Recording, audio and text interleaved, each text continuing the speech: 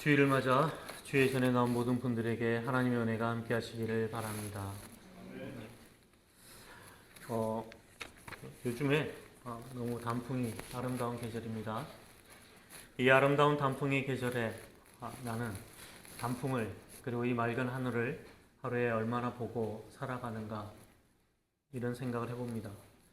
아마도 바쁘게 살다 보면 나의 주위도 이 아름다운 계절도 보지 못하고 지나갈 수 있지 않을까 그렇게 생각해 보았습니다.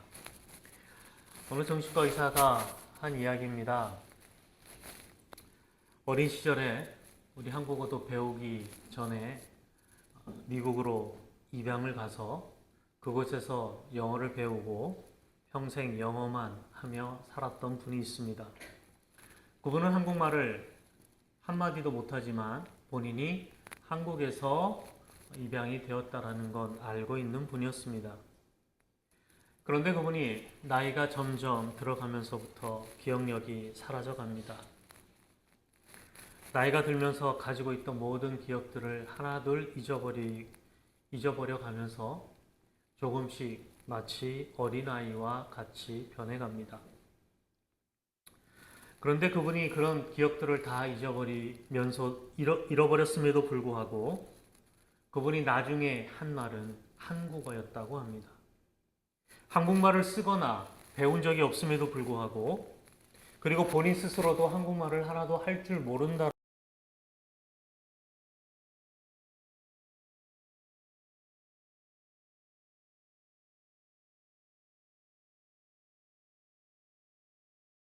속에 깊이 자리 잡고 있었던 겁니다. 그런 걸 참 신비로운 존재라고 할 수 있을 것 같습니다. 드러나 보이는 것, 눈에 보이는 게 전부가 아닌 존재가 바로 우리 사람입니다. 사랑하는 성도 여러분, 여러분은 어디에서 와서 지금 여기에 있습니까? 또 여러분들은 지금 어디로 가고 있습니까? 지금 내가 나라고 말하는 나는 도대체 누구이며 또 그렇게 말하는 것을 듣고 있는 나는 누구입니까? 이러한 질문은 참 어렵습니다.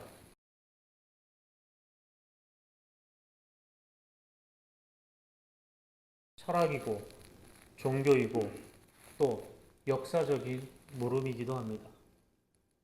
한 사람이 평생을 살아가면서 알아가고 배워야 하는 물음이기도 합니다. 어떻게 하면 우리 인생은 이것을 만나가는 과정 속에서 내 안에 있는 하나님의 형상을 찾고 회복해가는 과정, 이것이 우리의 인생의 과정이라고 말할 수도 있겠습니다. 여러분들도 이런 질문들을 물어보았을 겁니다. 저는 청소년기 때부터 참 물음이 많았던 것 같습니다. 지난주에 공원을 돌면서 밝게 떠있는 달을 보았습니다. 나중에 달이 참 크고 밝다라고 생각했더니 나중에 뉴스에서 나오기를 슈퍼문이라고 합니다. 평소의 달보다 15% 정도 달이 크게 보인다고 말합니다. 어릴 때는 달을 보면서 왜 달의 무늬는 항상 저렇게 똑같을까? 라는 물음이 있었습니다. 바다의 수평선을 바라보면서는 왜 바다의 수평선은 평평하지 않고 저렇게 약간 굴곡져 있을까? 사람은 왜 죽을까? 하나님은 왜 인간을 사랑한다고 하면서도 인간에게 고통을 주시는 걸까? 왜 착한 사람은 고통받고 악한 사람이 더 잘 되는 것 같을까? 왜 이 세상은 이렇게 불공평해야 할까? 참 이런저런 많은 생각들을 또 많은 물음을 던지며 자랐던 것 같습니다. 그런데 요즘 사춘기는 초등학교 5학년 때부터 온다고 말합니다. 사춘기 이라는 뜻입니다. 생각의 봄이란 풍성하게 자라고 피어나는 시기라고 말할 수 있습니다. 생각일까?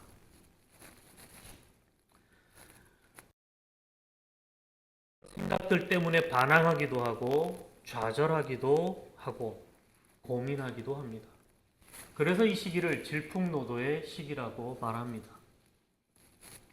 그것은 지극히 정상적이고 성숙한 한 인간으로 거듭나는 아름다운 과정이라고 봅니다. 그런 생각들이 성숙한 사람들을 만들어갑니다.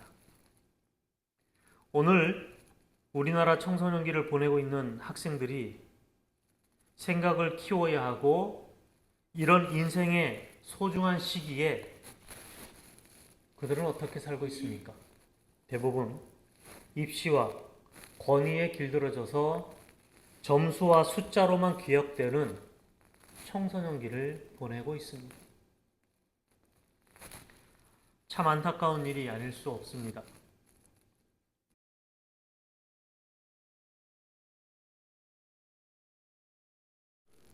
나를 찾아서 내가 무엇을 하고 싶고 무엇을 해야 행복하게 사는 것인지를 찾기 위해 애쓰는 청소년들도 있습니다.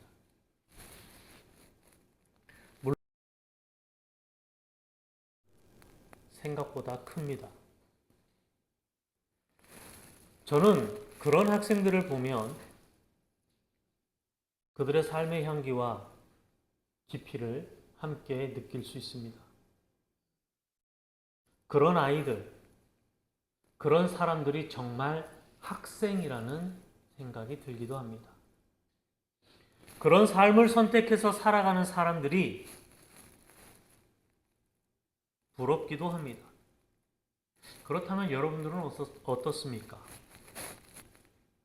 학생은 배우는 사람이라고 말합니다. 학생은 정해져 있지 않고 새로움을 찾아가는 사람, 그런 새로움, 그 무엇을 향해 나아가고 있는 사람, 그런 사람을 학생이라고 합니다.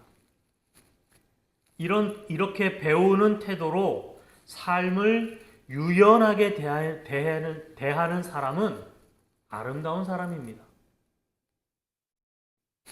인생은 늘 배워가며 무엇인가를 이루어가는 것이 아닐까 생각해 봅니다.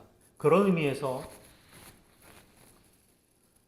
초등학교, 중학교, 고등학교, 대학교를 다니는 사람들만 학생이 아니라 선생님도 학생이고 직장인도 사업가도 가정주부도 학생입니다.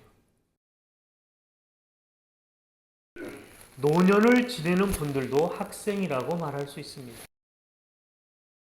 저도 학생입니다. 전부 다 학생을 가지고 유연한 마음으로 무엇인가를 배워가는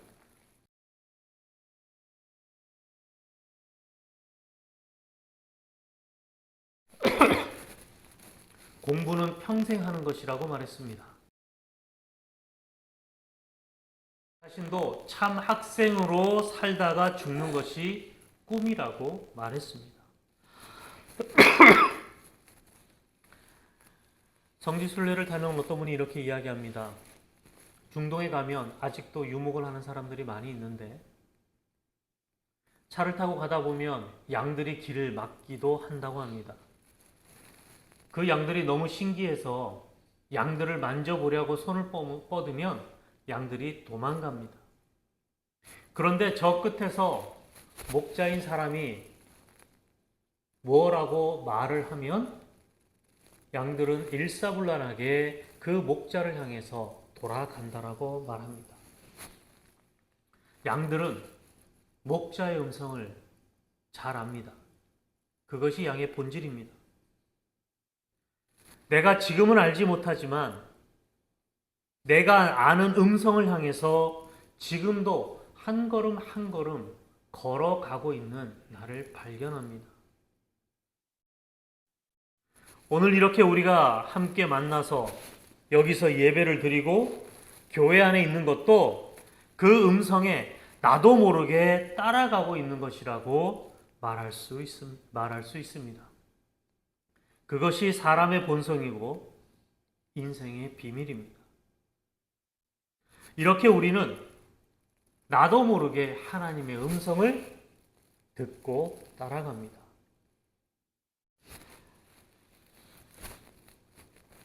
여러분, 구원도 마찬가지입니다. 바울은 빌립보서에서 우리에게 구원을 두렵고 떨림으로 이루어 간다라고 말씀합니다. 이미 이루어져 있는 것은 아무것도 없습니다. 물론 구원에 대해서 이런저런 이야기들이 많이 있지만, 그래서 여러분 조심스러운 말이지만 사실 어떤 의미에서는 구원을 받은 사람은 없습니다. 오해 소지가 있어 다시 다른 말로 바꿔보겠습니다. 구원을 지금 완성한 사람은 없습니다. 이스라엘 백성들도요, 가나안 땅에 이집트에서 하나님께서 그들을 구원하셔서 부르셨습니다. 그럼에도 불구하고 어떻게 살았습니까? 때로는 하나님을 부인하고 하나님 곁을 떠났습니다. 그래서 그들은 40년 광야 생활의 벌을 받게 됩니다.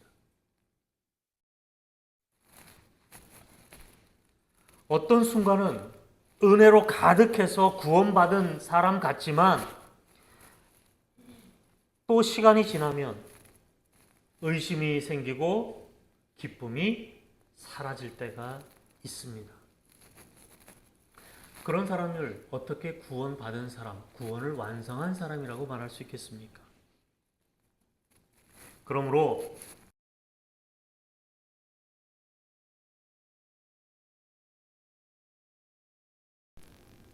여러분, 말이 좀 어렵지요. 다시 말하면 정해져 있지 않다는 겁니다. 완성되어 있지 않다는 뜻입니다. 구원의 완성은 오직 예수 그리스도 메시아가 이 땅에 올 때에만 그 구원이 완성이 됩니다. 하나님은 누구에게나 이 구원의 길을 열어주셨습니다. 누구나 다 구원을 받을 수 있습니다. 그러나 우리는 그 구원에 들어갈 뿐입니다. 구원의 문은 누구에게나 열려 있지만 그 구원의 문에 들어가는 사람만이 구원을 받을 수 있다는 겁니다. 그 문은 하나님이 열어놓으셨습니다. 구원의 문은 예수 그리스도께서 열어놓으셨습니다. 그러나 그 문에 들어가기로 선택하고 그 문에 들어가는 사람은 누가 해야 합니까?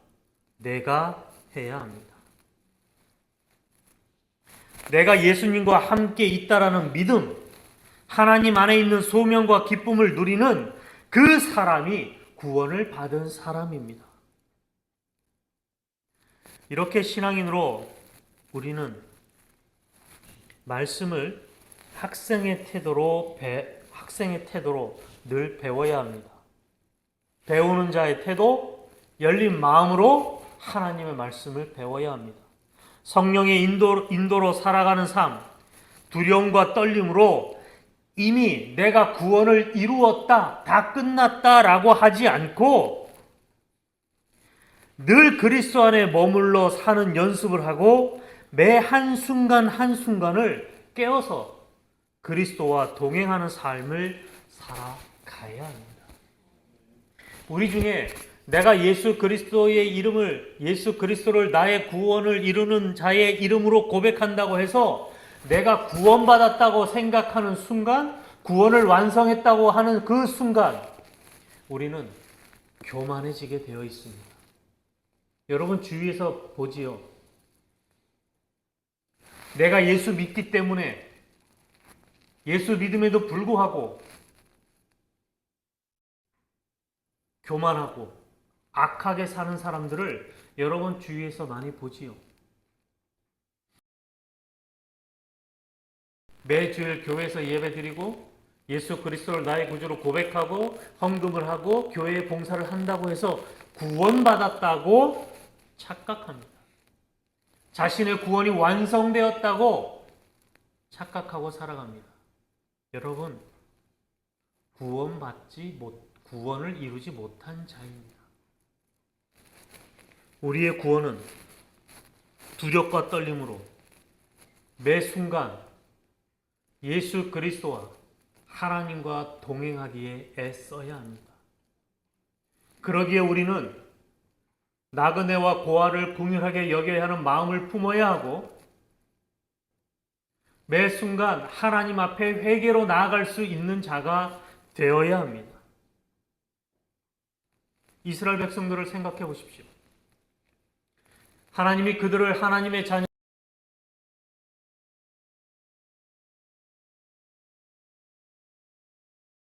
때마다 하나님은 그들을 징계하셨습니다. 하나님이 노아를 의인으로 여겼지만 노아를 구원하기로 작정하셨고 방주를 만들게 하셨습니다. 그러나 방주를 만드는 동안 하나님께서 노아에게 시킨 일이 있습니다. 그게 뭐냐면 노아는 하나님을 알지 못하는 자들에게 심판이 임할 것이며 너희들이 회개하면 그 심판에서 구원받을 수 있다라고 외쳤습니다. 그러나 그들은 돌아오지 않았고 노아의 가족들만 구원을 받습니다. 백성들이 타락할 때마다 하나님의 말씀을 듣지 않을 때마다 하나님은 그들을 향해서 예언자들을 보내셨고 그 선지자들의 입을 통해서 누누이 회개하고 돌아오라고 말씀합니다. 이스라엘이 회개하고 돌아왔을 때는 구원을 받습니다. 심지어 이방 백성인 니느웨도 요나의 그 회개의 말을 듣고 돌아옴으로 구원을 받습니다. 하나님은 우리에게 매일 회개하며 두렵과 떨림으로 구원을 얻으라고 말씀합니다. 그럼 나는 도대체 누구입니까? 이 물음은 우리가 사람됨으로 추구해야 할 근원적인 물음입니다. 또 그것을 잊지 않고 기억하는 것이 구원의 첫 원리입니다. 그래서 이스라엘 백성들은 자손들에게 끊임없이 내 하나님이 너희에게 베푸신 은혜를 구원의 길을 잊지 말고 가르치라고 말씀합니다. 그리고 예언자들도 그 구원을 잊고 살아가는 백성들에게 들으라 라고 외칩니다.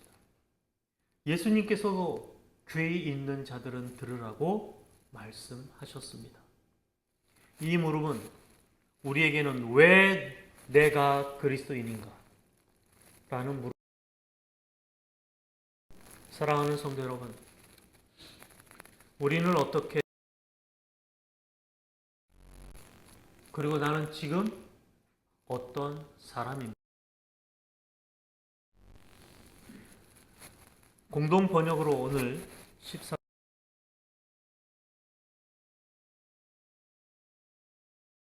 마음에 두셨던 사람을 부르셨다. 그들이 예수께 가까이 왔을 때 와 사도로 삼으시고 당신 곁에 있게 하셨다. 이것은 그들을 보내어 말씀을 전하게 하시고 마귀를 쫓아내는 권한을 주시려고 한 것이다. 먼저 예수님은요, 마음에 두셨던 사람을 부르셨습니다. 예수님의 마음에 맞는 사람을 부르신 겁니다. 예수님께서 원하셨기에 지금 우리를 이곳에 부르셨습니다. 우리가 이 자리에 있고 우리가 구원을 받고 우리가 은혜를 입은 것은 예수님이 우리를 원하셨고 우리가 예수님의 마음에 흡족한 사람이었기 때문에 그런 것입니다. 그래서 여러분, 우리는 그런 사람입니다. 두 번째로 그 다음을 보면 그런 사람을 뽑아서 어떻게 하셨습니까? 예수님 곁에 두셨습니다. 예수님 곁에 있는 사람, 우리는 예수님의 곁에 있는 사람입니다. 예수님 가까이에 있어야 행복하고요. 불행합니다. 불안하고 근심에 쌓이게 되어 있습니다. 그러나 내가 아무리 힘들고 어렵더라도 예수님 곁에만 있으면 행복하고 감사가 있고 기쁨이 있습니다. 예수님의 가장 가까이 곁에 있는 여러분들이 되시기를 바랍니다. 그리고 예수님은 제자들을 그의 곁에 있게 하신 후에 어떻게 하셨습니까? 그들을 다시 보내셨습니다. 우리가 세상에 온 것은 보냄을 받기 위해서 왔습니다. 그냥 온 것이 아닙니다. 분명한 목적을 가지고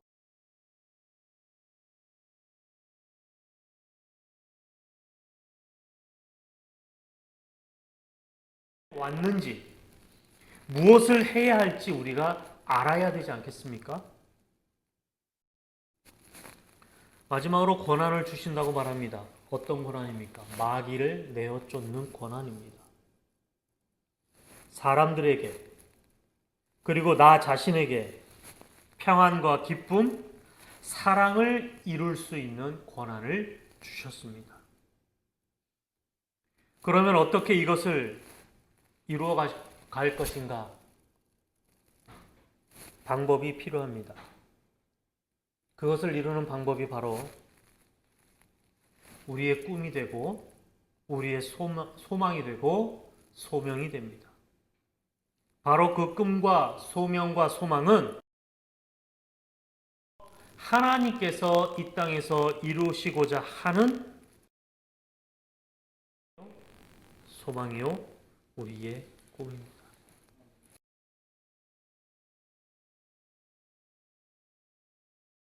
드립니다. 우리가 이렇게 드립니다. 하나님이 부르시고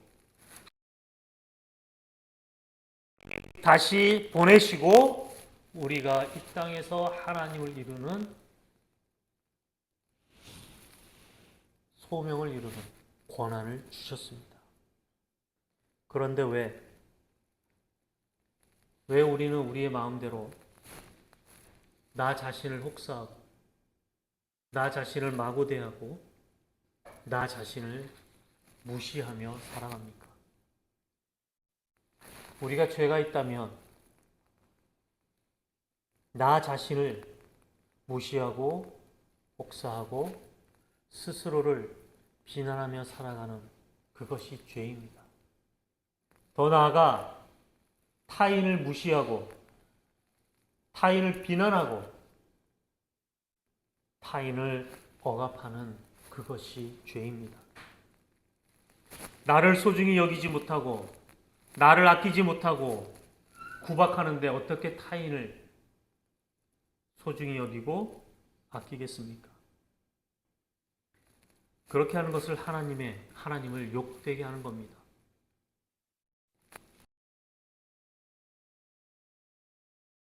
잃어가듯이 가는 것 같습니다.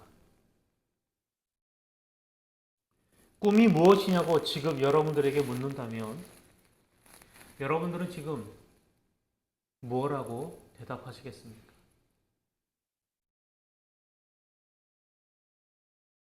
이렇게 말할 수도 있습니다. 목사님, 제가 이 나이에 60이 넘고 70이 넘은 80을 넘은 이 나이에 내가 무슨 꿈을 꾸겠습니까? 이렇게 말하는 분도 있을 수 있습니다. 지난번에 제가 제 수업을 들은 분 중에 60이 넘은 분이 계십니다. 그분이 어느 날 연락이 왔습니다. 석사 과정을 마치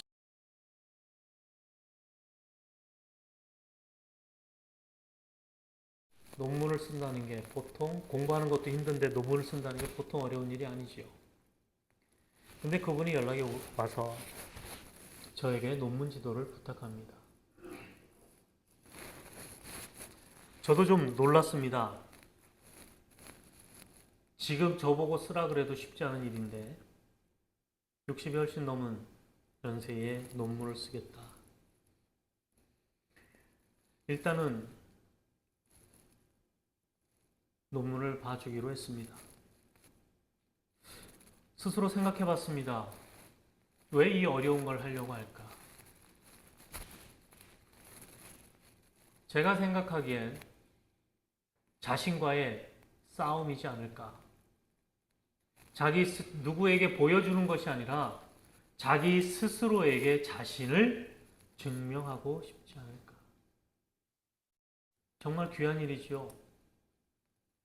자기가 정말 하고 싶은 일이 뭔지, 이루고 싶은 건지 무엇인지를 찾고 환경적으로 육체적으로 어렵지만 그 일을 도전해 보겠다라고 결단하고 발걸음을 내딛는 그 마음, 이것이 꿈이 아닐까, 그분의 꿈이 아니었을까 생각합니다. 돌이켜보면 나의 꿈이 무엇일까? 이 물음을 오랫동안 잊고 살았던 것 같습니다. 그저 그렇게 매일 해야 할 일, 그 일을 해내는 데 급급해 왔고 세상에 매여서 그저 하루하루 보내는 시간들로 채워왔던 것 같습니다. 이런 인생은 꿈이 없는 인생입니다. 세상 사람들 모두가 다 꿈을 갖고 살아가는 것처럼 보이지요.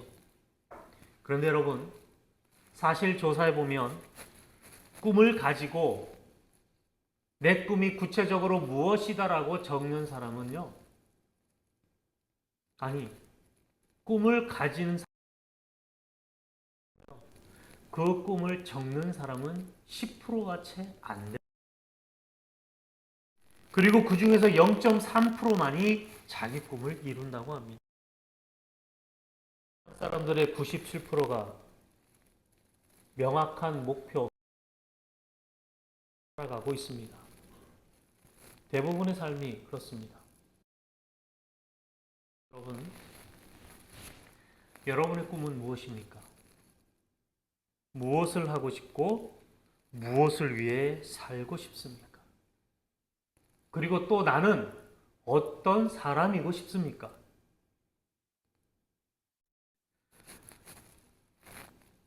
앞으로의 한 주간 동안 아니면 남은 한 해 동안 꼭 기도하며 묵상하며 생각해 보시기 바랍니다. 그리고 꿈이 생긴다면 한번 적어 보시기 바랍니다. 예수님이 여러분들을 원하셔서 부르셨고 예수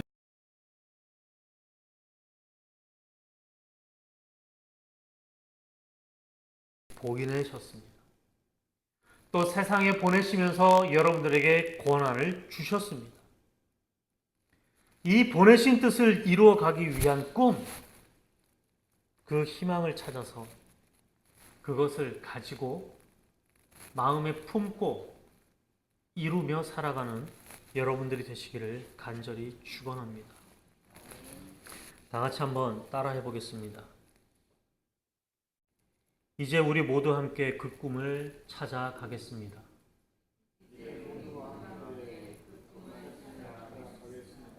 벗들과 함께, 선생님과 함께, 교회와 함께, 사랑하는 사람들과 함께, 주님과 함께 그 꿈을 찾아가겠습니다. 기도하겠습니다. 우리를 원하셔서 가까이 부르시고 곁에 있게 하시고 또 이렇게 세상에 보내어 주심을 감사드립니다. 이제 보내신 바 주님의 뜻을 잘 알기를 원합니다. 그 뜻에 맞는 우리만의 꿈을 꾸기를 원합니다.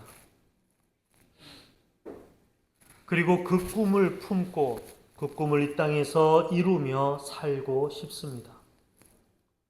우리의 눈을 떠 우리의 원하는 바 꿈을 보아가고 만나가고 그래서 가장 행복하고 벅찬 삶을 살아가는 저희가 되게 하여 주옵소서.